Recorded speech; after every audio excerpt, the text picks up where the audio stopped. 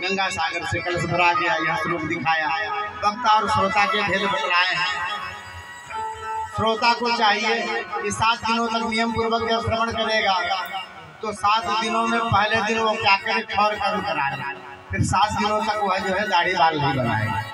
वक्ता क्षौरम प्रकर्तव्यम निर्वाह प्रताप है, ऐसा वक्ता के लिए भी जो नियमानुसार है वह बताया गया।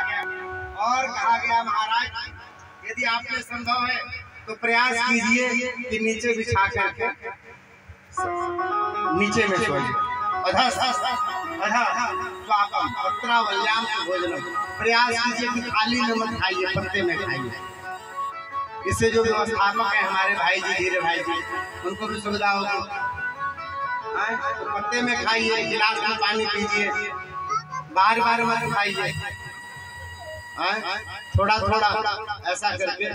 क्यों बोले, थोड़ा खाना चाहिए, इस रूप में खाना चाहिए कि महाराज आप जब कथा में बैठे तो नींद ना आए।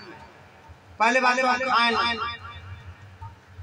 और यदि आप खा लीजिए, मान लीजिए आप खाए बिना न रह सके तो फलाहार पूर्वक रहिए। फलाहार पूर्वक न रह सके एक समय भोजन कीजिए, दिन भर फलाहार रह करके रात में भोजन कर लें। यदि रात ऐसा न हो पाए तो दोनों समय भोजन कीजिए, पर इतना भोजन कीजिए जिससे आप कथा सुन सके। ऐसा नहीं कि हम खाए और उसके बाद पलटे हो गए, तो ये हो जाता है जीवन में। इतना खाना चाहिए कि जिससे आपको कथा में नींद न आए।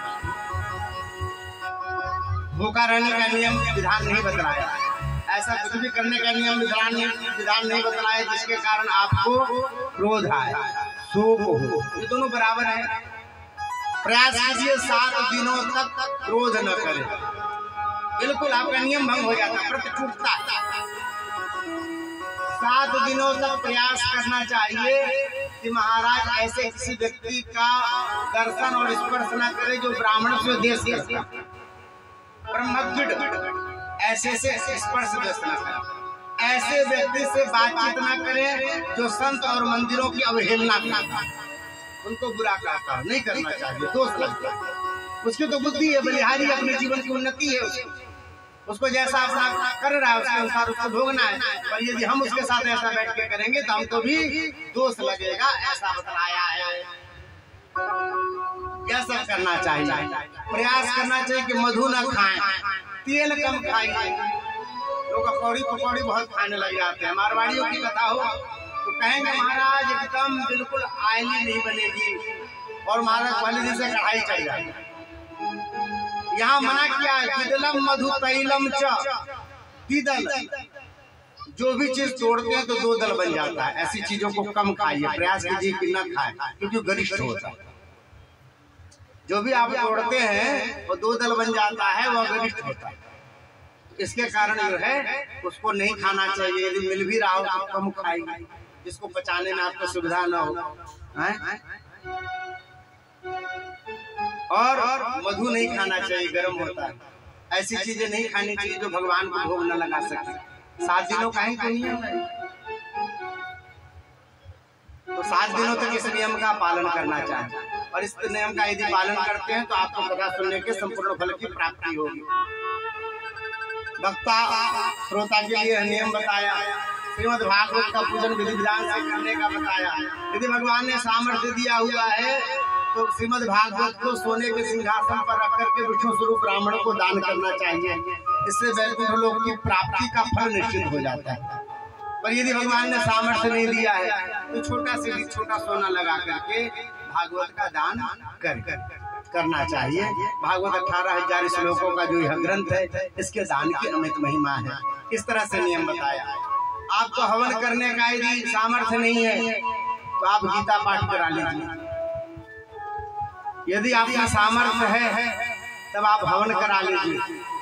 यदि आप हवन कराने का सामर्थ्य है पर हवन में बैठने का सामर्थ्य नहीं है उतनी देर, तो आप हवन की जितनी सामग्री होती है, तिल, चावल, जौ, घी, नारियल, वस्त्र, वह सब जो है उठा करके किसी ब्राह्मण को दान करना, तो आपको हवन करने के फल की पूरी प्राप्ति हो जाएगी। यह श्रीमद् भागवत में बताया।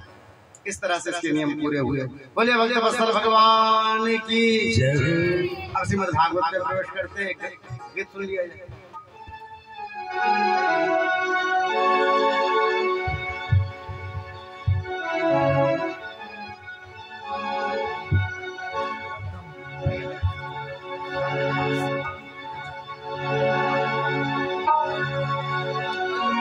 बहुत अब हो चुका साज और सिंगार पर्दे में,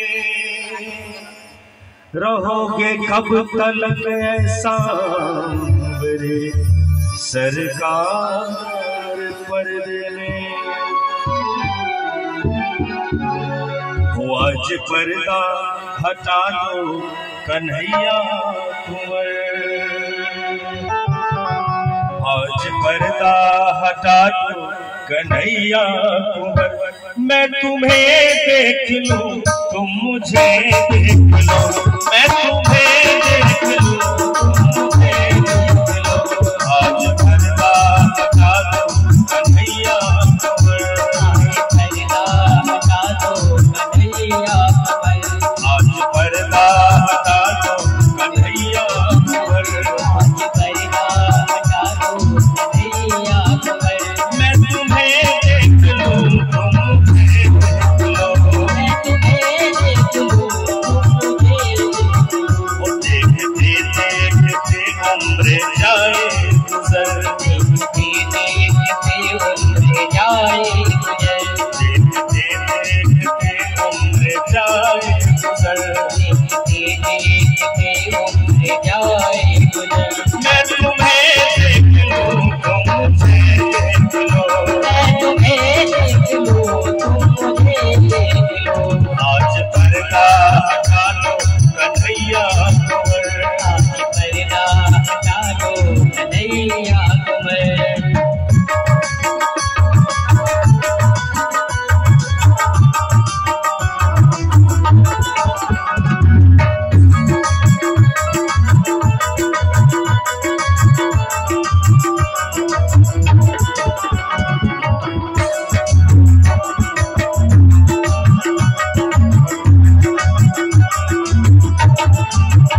मोर के पंख वाला पहन लो मुकुट, मोर के पंख वाला पहन लो मुकुट, मोर के पंख वाला पहन लो मुकुट।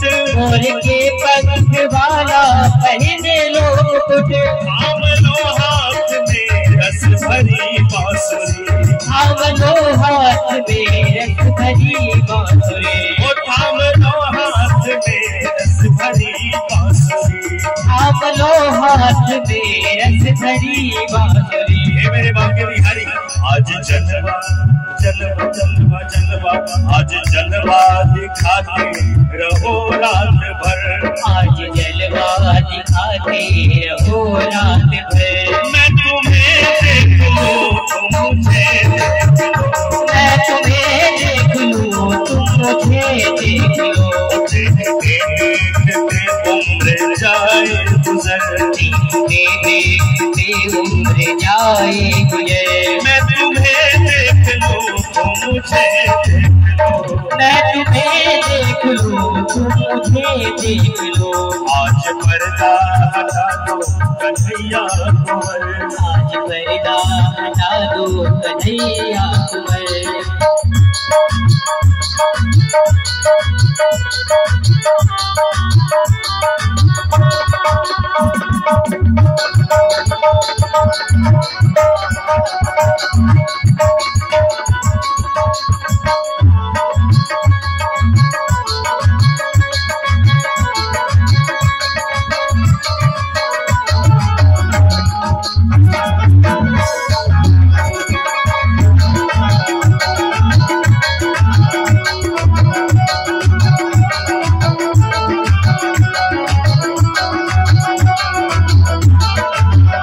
प्यारे तू का भी जो साथ हो, प्यारे तू का भी जो साथ हो, प्यारे तू का भी जो साथ हो। इससे बढ़कर भला कोई क्या बात हो, इससे बढ़कर भला कोई क्या बात हो।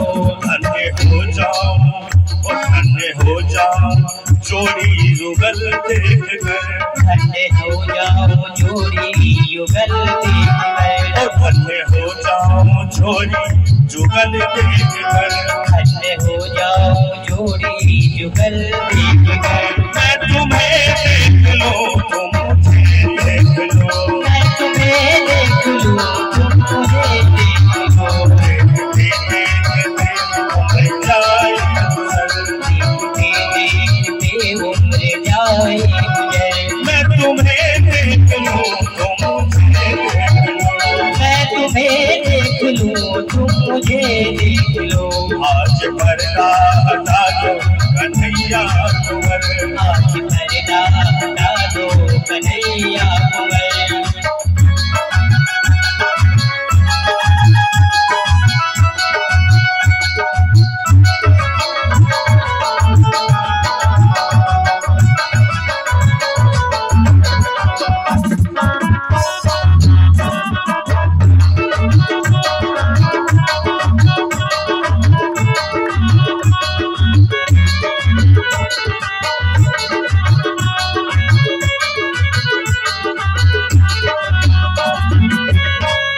नहीं चाहता लोग की संपदा, मैं नहीं चाहता लोग की संपदा, मैं नहीं चाहता लोग की संपदा, मैं नहीं चाहता लोग की संपदा, मैं नहीं चाहता मुझको ध्रुपद मिले, मैं नहीं चाहता मुझको ध्रुपद मिले, आज तुमसे मिले बस नजर से नजर, आज तुमसे मिली बस नजर से नजर, आज तुमसे मिले बस नजर से नजर, आज तुमसे मिली बस नजर से नजर, मैं तुम्हें देख लूं तुम मुझे, मैं तुम्हें देख लूं तुम मुझे देख लो, मैं तुम्हें देख लूं तुम मुझे देख लो, मैं तुम्हें देख लूं तुम मुझे देख लो,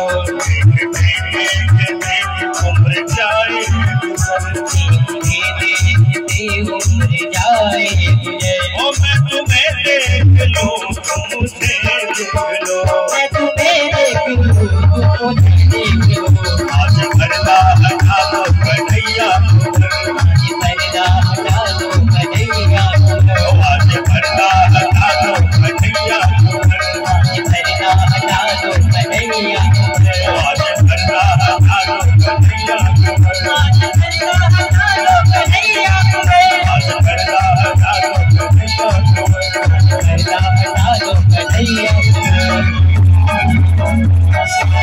प्रेम से बोली बांके बिहारी लाल की।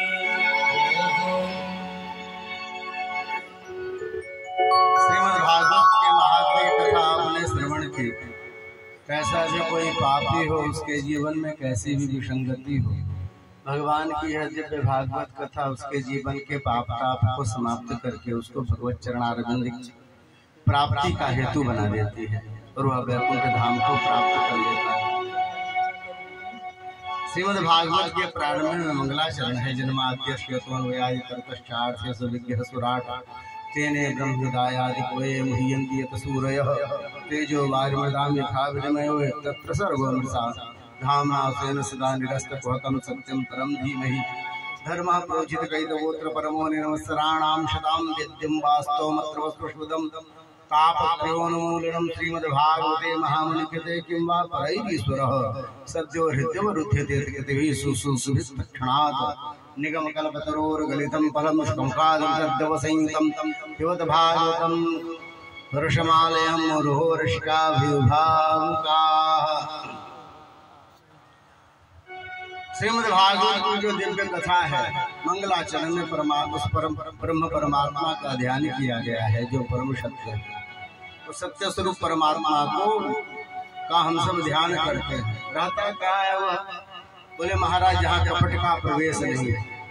भगवान सुंदर कांड में स्पष्ट रूप से कहते हैं कि हम कहाँ, हमें कौन प्राप्त कर सकता है? बोले जो एमए कर ले, जिसके तिजोरी में बहुत सारा धन पड़ा, जो बड़ा सुंदर दिखता हो, वो जो बहुत अच्छे फूल में उत्पन्न हुआ। बोले नहीं, भगवान की प्राप्ति का एक बड़ा सीधा सरल सा स्वरूप है कि अपने हृदय को आप साफ रखिए, भगवान आपको प्राप्त हो जाता है, भगवान आपको मिल जाते हैं।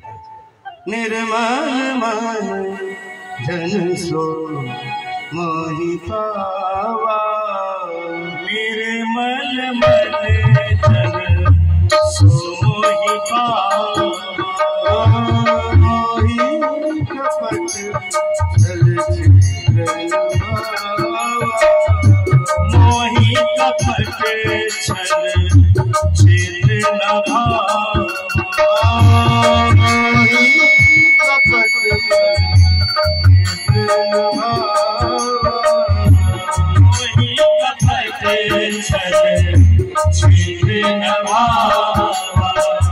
भगवान कहते हैं मेरी प्राप्ति का सरल उपाय है कि आप अपने मन को साफ कर लीजिए। आपने अपने मन को साफ कर लिया, मैं आकर के बैठ जाऊंगा। यहाँ यही कह रहे हैं कि जहाँ कपट नहीं होता है, जहाँ दूसरे के साथ वैर नहीं होता, वहाँ भगवान सदा निवास करते हैं। श्रीमद् भागवत के अधिकारी की चर्चा हुई है। श्रीमद् भागवत के अधिकारी के रूप में भी वह व्यक्ति कहा गया जो किसी के प्रति ईर्ष्या न रखते, किसी के प्रति द्वेष न रखते। निर्मत्सराणाम शताम, कहते जिसके जीवन में मत्सरता नहीं है भागवत उसी को प्राप्त होती है, उसी को मिलती है। मत्सरता कहते हैं दूसरे की उन्नति को देख करके जलना, दूसरे की प्रसन्नता फूटी आंख नहीं सुहानी, इसको बोलते हैं मत्सरता। भगवान ने उसने जो कर्म किया उसको दिया है, हमने जो कर्म किया हमको, उसके जो प्रारब्ध है उससे उसको मिले हैं, हमको जो प्रारब्ध है उससे हमको मिले। लेकिन दिल नहीं मानता ना, इसलिए ऐसी मत्सरता जिसके हृदय में होती है जो दूसरे को देख करके जलता हो, ईर्ष्या करता हो, उन्नति दूसरे की पसंद नहीं करता, उसके लिए भागवत फिर उसको कठिनता से आगे नहीं आता। इसलिए यह स्वरूप बनाना पड़ेगा आदमी को। प्रहलाद जी के स्वभाव की चर्चा की है। बड़े भक्त हैं, तिलक लगाते हैं, कंठी पहनते हैं, पीला वाला कपड़ा पहनते होंगे, चुटैया बड़ी रखी होंगे, आप कैसे बताते हैं कि भक्त हैं? बोले इसकी तो चर्चा भी नहीं की है, फिर कैसे मालूम भक्त है वो? तो बोले हिष्ट्या परभ्या व्यथितम दुखी देश। अरे भैया वो दूसरे की उन्नति देख करके प्रसन्न होते हैं। अरे वाह, हमारा भगवान कितना कृपालु है, देखो कितना दिया, कितनी कृपा की है भगवान ने, देखो कितने सुख से रह रहे हैं। दूसरे की उन्नति देख करके हृष्ट होते हैं, मोटे होते हैं, और दूसरे के दुख को देख करके दुखी। बोले ये लक्षण है ना, पक्का भक्त। यदि ऐसा स्वभाव है तो पक्का भक्त है, भक्त के लक्षण है। भक्तराज प्रहलाद यहाँ बताया कि जिसके हृदय में मत्सरता नहीं है वह इसका अधिकारी है, और ऐसे को भागवत मिलती है। भागवत कथा श्रवण करते ही भगवान कृष्ण आपके हृदय में आकर के बैठ जाते हैं और फिर कभी नहीं जाते। भागवत क्या है? बोले निगम रूपी कल्पतरु का यह परिपक्व फल है। भागवत बड़ा मीठा है। बोले कैसे मालूम?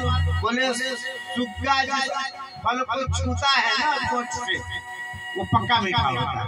और इसे भी एक सुग्गा ने छुआ जिनका नाम सुखदेव जी है, तो सुखदेव जी के मुख से लगा हुआ यह श्रीमद् भागवत फल है। इसको कैसे पीना चाहिए? बोले आलयम पीवत, निरंतर पीना चाहिए, मुख से नहीं कानों से पीना चाहिए। कैसे पीना चाहिए? रसिक भाव होकर के पीना चाहिए। नैमिषारण्य में 88,000 ऋषि मुनि बैठे थे। सूत जी से 6 प्रश्न किए, महाराज हमें यह बतलाइए कि जीव का परम धर्म क्या है? एक भगवान सर्वसमर्थ है तो अवतार क्यों लेते हैं? 2 प्रश्न। भगवान के कौन कौन से अवतार अब तक हुए हैं? 3 प्रश्न। और भगवान ने मथुरा में देवकी वसुदेव के पुत्र के रूप में अवतार क्यों ग्रहण किया? 4था प्रश्न। यदि भगवान देवकी वसुदेव के पुत्र हुए थे तो फिर उनको नंद नंदन या यशोदा नंदन क्यों कहा जाता है? 5वां प्रश्न। और 6वां प्रश्न किया कि महाराज भगवान जब इस धरा धाम को छोड़ करके 125 साल की आयु में गोलोक धाम को चले गए तो ये धर्म किसके सहारे रहा? धर्म को सहारा चाहिए। धर्मो रक्षति रक्षका, धर्म की आप रक्षा करते हैं तब आपकी धर्म रक्षा करते, धर्म को सहारा चाहिए। धर्म किसकी शरण में गया? 6 प्रश्न पूछे थे और यहाँ सूत जी ने बताना शुरू किया है। जीव का परम धर्म भगवान के चरणों में भक्ति है। भगवान सर्वसमर्थ है। द्वितीय पर अपने भक्तों की समीपता प्राप्त करने के लिए नाना प्रकार के अवतार लेकर के उन भक्तों के समीप आना चाहता है। रामावतार का उद्देश्य केवल रावण को मारना नहीं था, बल्कि ऋषि मुनि जो बैठे थे जंगल में उनको भी सुख देना था। वो जो सबरी बैठ के बूढ़ी हुई जा रही थी और इंतजार कर रही थी कि राम आएंगे, राम आएंगे, राम आएंगे, नहीं आते तो क्या हो? भगवान को उनकी भी चिंता थी। भगवान एक के लिए नहीं आते, बहुतों के लिए आते। उनके अवतार के अनेक कारण हैं। भगवान के 24 अवतार हुए हैं मूल रूप से। उन 24 अवतारों में महाराज सनकादि 4 कुमार प्रथम अवतार के रूप में, फिर वाराह अवतार, फिर नारद जी के रूप में, फिर व्यास जी के रूप में। इस तरह से क्रम से भगवान 22 बार अवतरित हुए। ये सब जो अंश अवतार हैं, 2 मुख्य अवतार हैं, रामावतार और कृष्णावतार। इनकी चर्चा की है। अब इसके बाद चर्चा हुई है कि वेदव्य व्यास जी महाराज दुखी बैठे थे, नारद जी का आगमन हुआ। उन्होंने कहा कि हम 17 पुराण लिख दिए पर संतुष्टि नहीं मिली। तो बोले कि अब तक क्या लिखे? बोले भगवान का चरित्र लिखे। बोले अब भक्त का चरित्र लिखे। महाराज भगवान से ज्यादा भक्त की महिमा है। भगवान स्वयं कहते हैं हम भक्त पराधीनो है स्वतंत्री भक्ति जो, मैं भक्त के बस में रहता हूँ, संसार मेरे बस में रहता है। अपने भक्त की चर्चा नहीं लिखी है और भक्त की चर्चा करने के लिए भागवत ग्रंथ का प्रणयन किया। इसमें कहानी तो भगवान की चलती है और स्वरूप भक्त का उभर के आता है। इस तरह से इसकी कथा दिखाई। श्री नारद जी महाराज कहते हैं मैं जो नारद हूँ इन्हीं संत महात्माओं के पत्तल की जूठी प्रसाद खा करके आज मैं नारद हूँ। संत महात्मा के पत्तल की जूठी प्रसाद खाने की यह महिमा है। आज मैं तीनों लोक में कहीं भी जा सकता हूँ। जब चाहूँ वैकुंठ चला जाऊँ, जब चाहूँ ब्रह्मलोक चला जाऊँ, जब चाहूँ शिवलोक चला जाऊँ। संतों की प्रसादी की ऐसी महिमा है। ब्राह्मण परिवार में मेरी माँ सेविका थी और सांप काटने से मर गई। संत महात्मा वहाँ आया करते थे। उन्होंने मुझे दीक्षा दी, कान में मंत्र दिया और कहा बेटा इस मंत्र को एकांत में जाप के जप करना। मैंने जब किया, आज मैं नारद बना। नारद जी की बात समझ में आई। नारद जी जब गए हैं, वेद व्यास जी ने 1840 श्लोकों की श्रीमद् भागवत महापुराण की रचना की है। भागवत की कथा शुरू होती है जब महाभारत कथा खत्म होती है। जीवन के जितने कला है जब शांत होते हैं तो भागवत कथा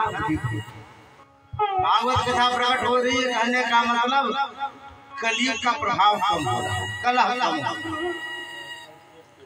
दुर्योधन बहुत चिंतित है। अश्वत्थामा ने कहा 5 पांडवों का मैं सिर ला करके आपको दूंगा। वह गया, 5 पांडवों के बालकों का सिर काट के ले आया। दुर्योधन इसी दुख में मर गया। अर्जुन को मालूम चला है, बाल पकड़ के घसीट के अश्वत्थामा को ले गए। द्रौपदी जिसके 5 बच्चों का सिर इसने काट दिया था, द्रौपदी को तेरे लिए छोड़ दो, ये ब्राह्मण है। ब्राह्मण तो पूजनीय होता है। अरे द्रौपदी ये महापापी है, इसने तुम्हारे बालकों का सिर काट दिया। तू कैसी माँ है जो कहती इसको छोड़ दो?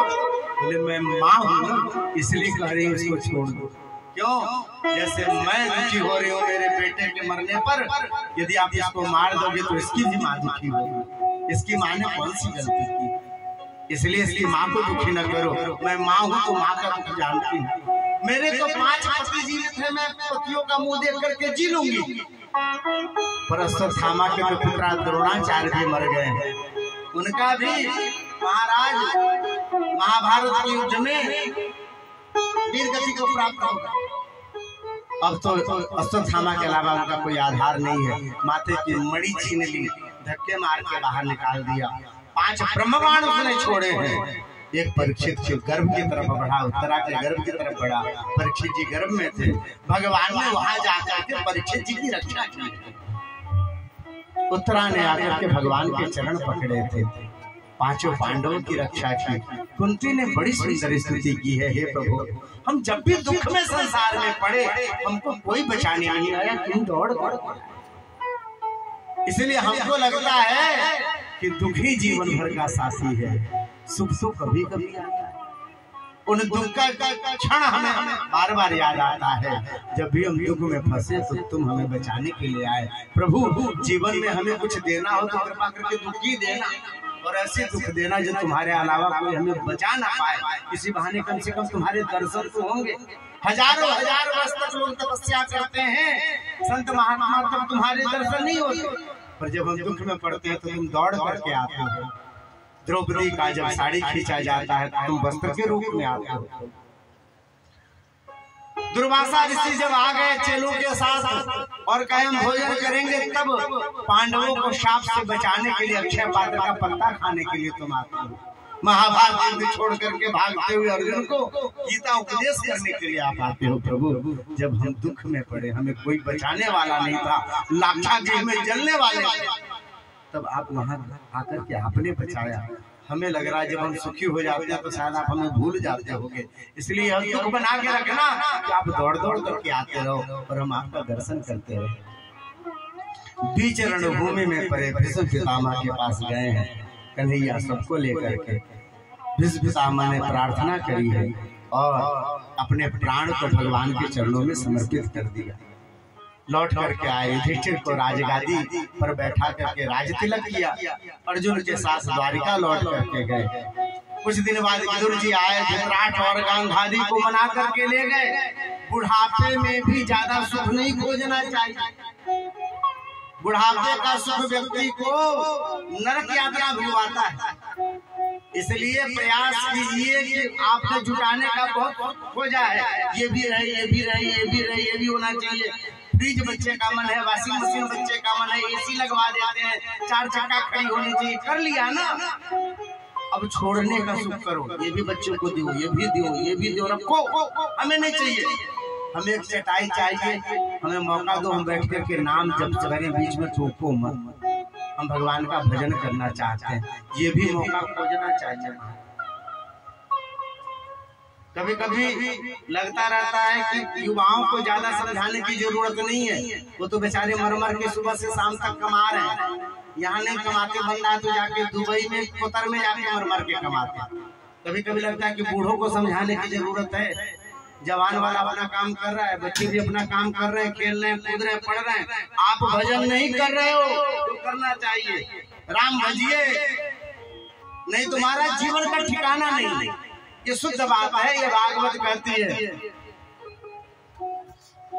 काल सदा अपने मन डोले, सांस का क्या ठिकाना, ना जाने कब सिर चढ़ बोले।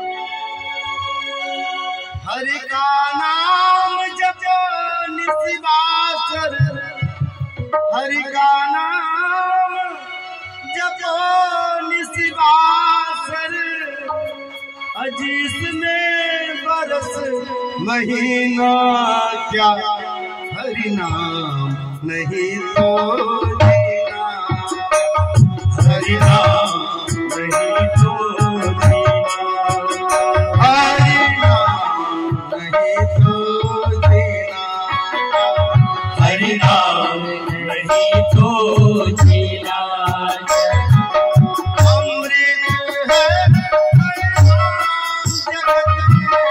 अमृत है निराम जगत में,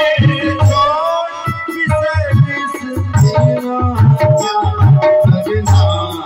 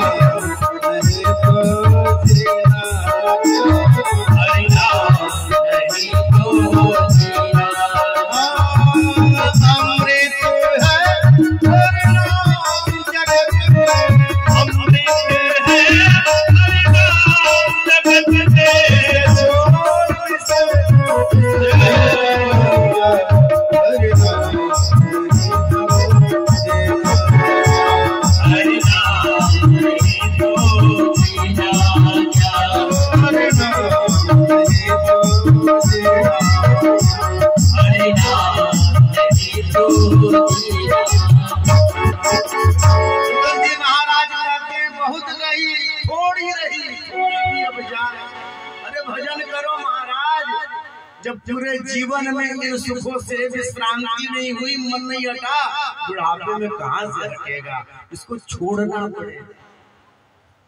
बुढ़ापे में तो और मानता है। महाराज यदि कह दे कि आपको नमक नहीं खानी है, थोड़ी ब्लड प्रेशर में थोड़ी दिक्कत है, तो यदि 45-50 साल के हैं तब तक थोड़ा कम खाएंगे, कोई बात नहीं, चलेगा। पर 60 साल के तो चुरा के खाएंगे। बहू मना करेगी तो जाके बुढ़िया में से निकाल के खाएंगे। डॉक्टर मना करता है कि देखिए अचार नहीं खाना, उसमें नमक ज्यादा, पापड़ नहीं खाना, उसमें नमक ज्यादा। पहले नहीं खाए रहेंगे तो खोज के छोड़ना चाहिए, त्याग करना सीखे। अब तो ठाकुर जी भी त्याग कराते हैं, हाथ कमजोर कर दे, हाथ कमजोर कर दे, ऐसे न रहे, तब भी नहीं मान।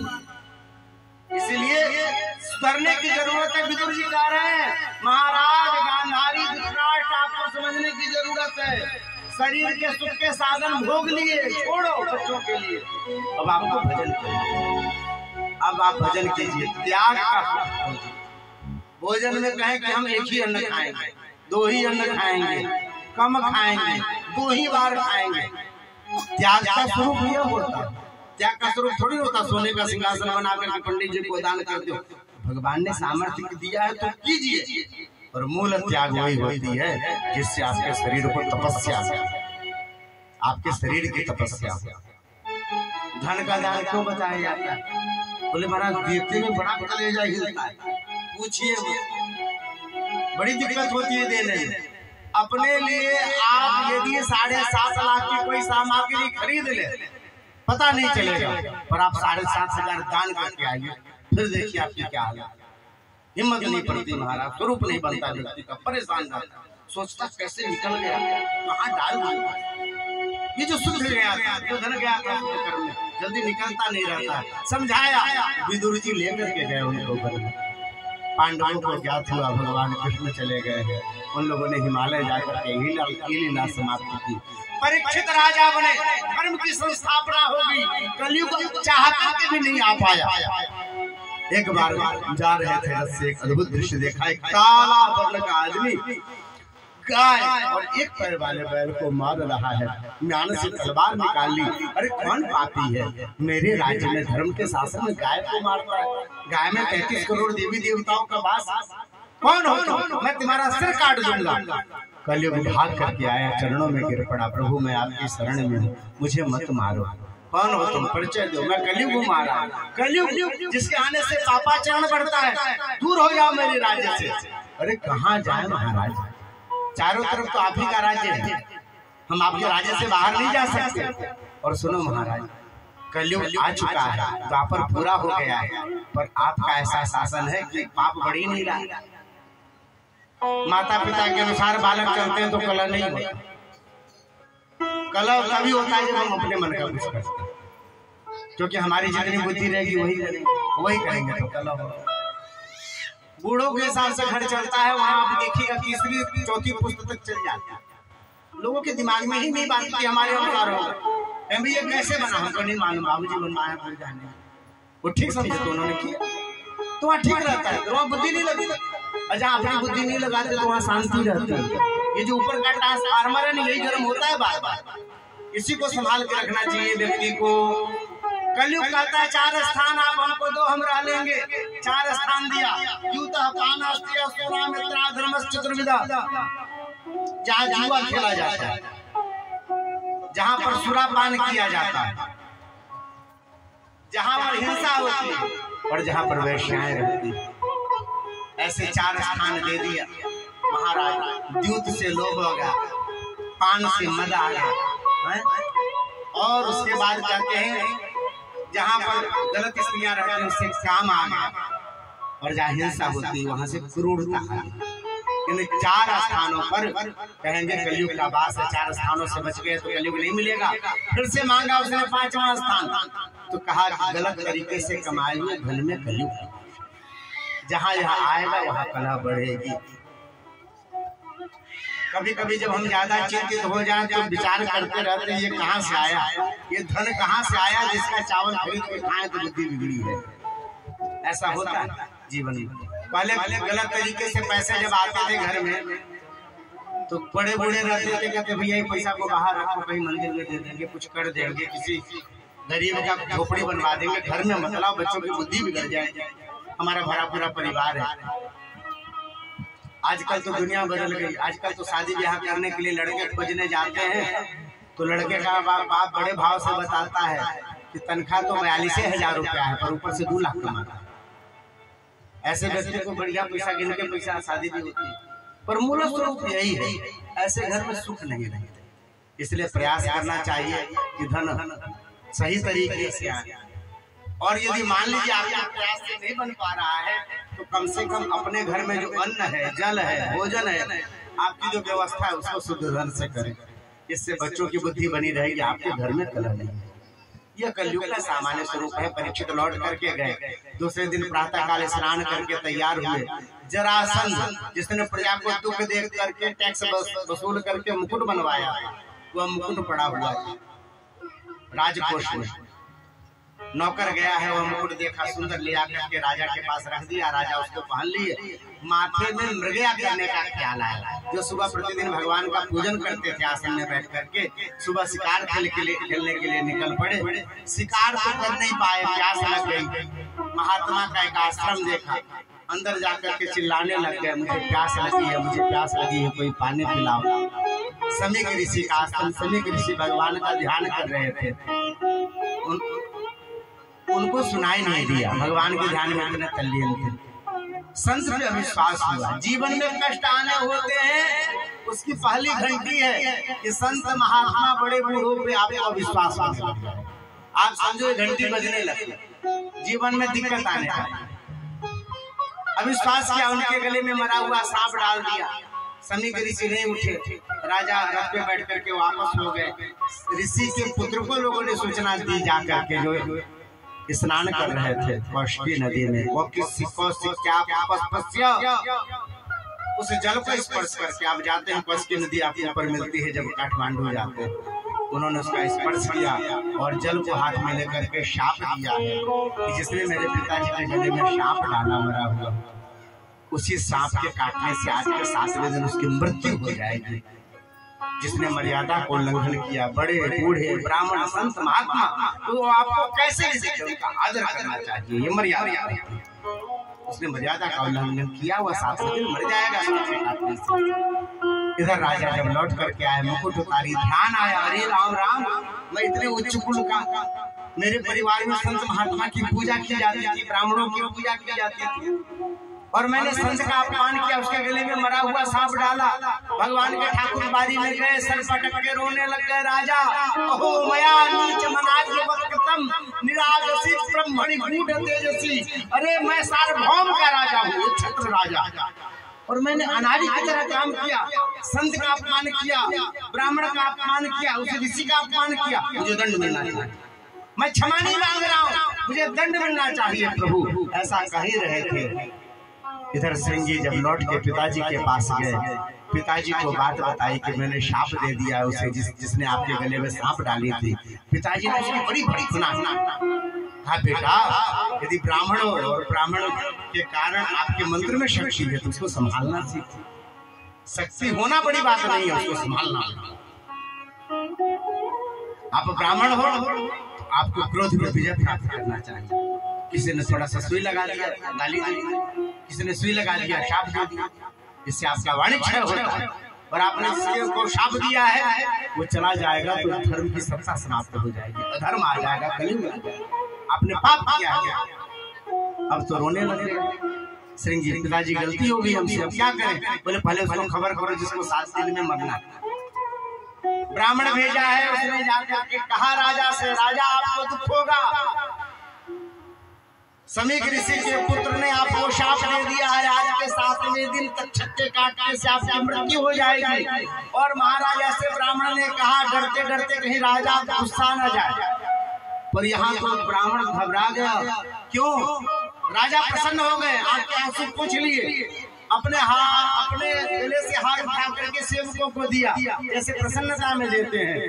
कहते कौन कहता है भगवान के देर घर में देर है, अंधेर नहीं। अरे अंधेर तो है ही नहीं, देर भी नहीं है, मैंने अभी दंड मांगा था, मुझे मिल गया, मैं दंडित हो गया हूँ। एक बात सही कहे महाराज, अपने जो है ना संसार वाले आपको बहुत माने प्रेम करें तो भी बहुत अच्छा नहीं होता, वो आपको संसार में फंसाते हैं। संसार वाले बिना स्वार्थ का आपको कुछ नहीं कर सकते, संसार का स्वरूप है। और संत यदि आपको शाप भी दे, गाली भी दे तो आशीर्वाद होता है। परीक्षित कहते हैं मरना तो संसार में सबको है, पर मैं ऐसा हूँ, मुझे मालूम है कि मुझे 7 दिन अभी जीना है। यदि मैं पहले मर गया तो ऋषि का साप व्यर्थ हो जाएगा। ऋषि का साप सच हो, इसलिए 7 दिन तो मुझे आयु मिली, नहीं तो बाकी अगले सांस का क्या ठिकाना, किसी का ठिकाना नहीं। मुझे मालूम है कि मुझे 7 दिन जीना है, अब मैं 7 दिन को कैसे बनाऊं, ये किसी गुरु के चरणों में जाकर के मुझे मालूम होगा। अपने बेटे को राज तिलक किया, गंगा किनारे आ गए, सब ऋषि मुनि पधारे हैं, सबके चरण धोए। एक ही प्रश्न पूछते हैं, मेरे जैसे मरण धर्मा मनुष्य को क्या करना चाहिए, क्या पढ़ना चाहिए, क्या लिखना चाहिए, क्या पाठ करना चाहिए, क्या जप करना चाहिए, यह बतलाइए। जब कोई नहीं बोला तो कहते हैं भगवान ने सोचा मेरा भक्त है, अब इसके कल्याण का उपाय मुझे ही करना पड़ेगा। और कहते हैं भगवान स्वयं सुखदेव जी के रूप में वहां पर आ रहे हैं। बोलिए भक्तवत्सल भगवान की, श्री सुखदेव जी महाराज की जय हो। भगवान के परम भक्त श्री सुखदेव जी के रूप में स्वयं भगवान आए। 16 साल की आयु है, बड़ा सुंदर स्वरूप है। उनकी सुंदरता को देख करके युवतियां उनके पीछे पीछे आ रही हैं, और वो नंग धड़क है, शरीर में एक वस्त्र नहीं है। उसको समझ करके बच्चे सब समझ रहे कोई पागल है, कोई धूल फेंक रहा है, कोई गिट्टी फेंक रहा है। ऐसे बालक सब दौड़ते हुए आ रहे हैं। इसी बीच में सुखदेव जी का वहाँ आगमन देखा लोगों ने। राजा ने उठ करके स्वागत किया, जो उनके पीछे आ रहे थे वे सब उनको देख करके भाग गए। राजा इनका स्वागत कर रहे थे, बड़े महात्मा सिंहासन पर बैठाया, चरण धोए, आरती उतारी, माला पहनाया, चरणों में बैठ करके पूछते हैं मेरे जैसे मरण धर्मा मनुष्य को जिसकी 7 दिनों में उसको क्या पढ़ना चाहिए, क्या लिखना चाहिए, क्या कहना चाहिए, क्या बताना चाहिए, यह बताइए।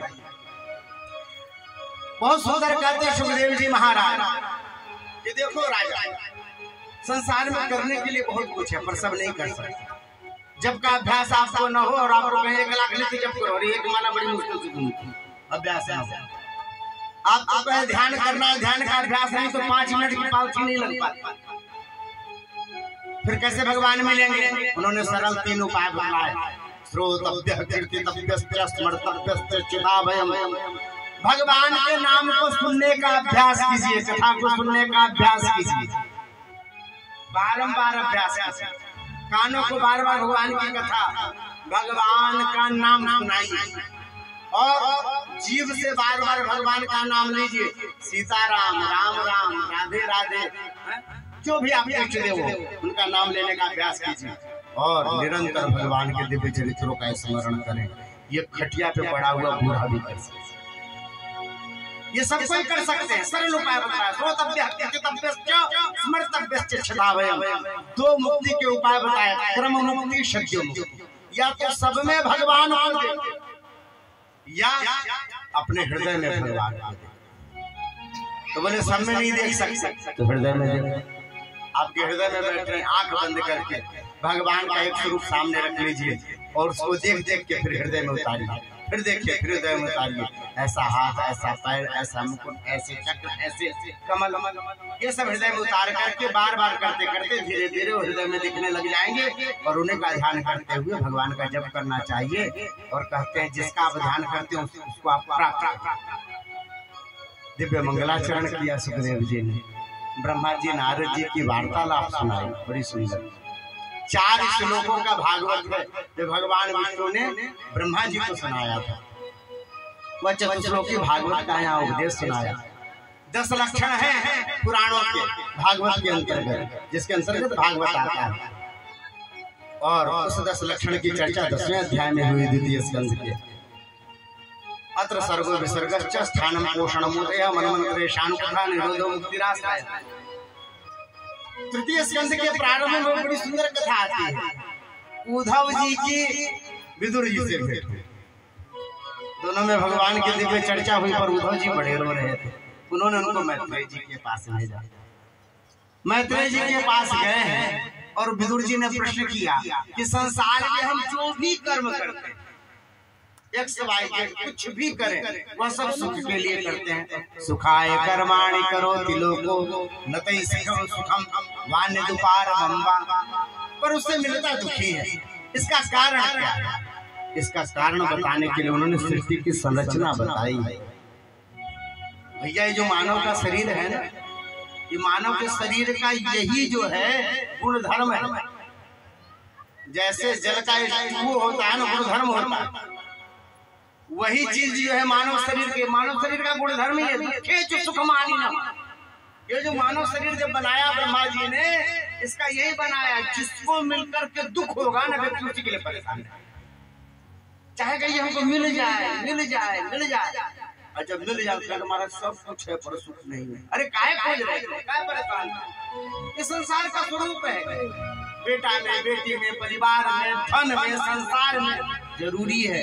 आप गृहस्थ हो तो ये सब करना चाहिए, लेकिन आप इसी में लगे रह जाइए। एक समय में छोड़िए, भजन कीजिए, शरीर का ठिकाना नहीं। तो कहते हैं दुखे च सुख मानना, यह शारीरिक स्वरूप है। सृष्टि का स्वरूप बतलाया है। भगवान वाराह के प्रकट होने की घटना बताई। हिरण्यकश्यपु ने पृथ्वी को तकिया बना लिया और कहते हैं ब्रह्मा जी को जब ज्ञात हुआ, मनुष्य रूपा ने कहा पृथ्वी का राजा हमको बना दियो, पृथ्वी कहाँ है? तो कहते हैं बीज ध्रुवा से जो है महाराज वाराह भगवान प्रकट हुए। उन्होंने हिरण्यकश्यपु से युद्ध किया और बाद में हजारों वर्ष युद्ध करने के बाद एक थप्पड़ मारा, हिरण्यकश्यपु का वही समाप्ति हो गया। गोविंदाय नमो नमः हो गए हिरण्यकश्यप। ये कथा थी। बोलिए वाराह भगवान की जय। और इसके बाद करदम जी ने तपस्या करी है, बड़ी सुंदर। भगवान आए हैं उनसे पूछने के लिए, क्यों तपस्या कर रहे हो? तो कहा प्रभु तपस्या तो सोच के ही कुछ कर रहे थे, पर आपके सामने कहने में संकोच होता है। भगवान ने कहा जाओ, क्या कहना है? बोले प्रभु हमको शादी करने का मन कर रहा है। तथा सचाहम परिबोधुकाम समानशीला गृह में। प्रभु हमको विवाह करने का मन हो रहा है, जो हमारे छोटे से आश्रम को संभाले। अच्छा कैसा चाहिए ये भी बता रहे हैं। परिबोधुकाम कैसी पत्नी चाहिए? बोले समानशीला, जैसा हमारा स्वभाव है वैसा ही उसका रहे। ऐसा ना कि हम अपना कुछ बोले वो कुछ करे, फिर तो घर कैसे चलेगा? छोटी सी गृहस्थी। हम कहें कि ये घी है इतने में कर लो, तो कहें कि हमारे घर में इतना तो कुत्ते के देह में लगा, आपके घर में तो कुछ है ही नहीं। ऐसा घर गृहस्थी कैसे चलेगी?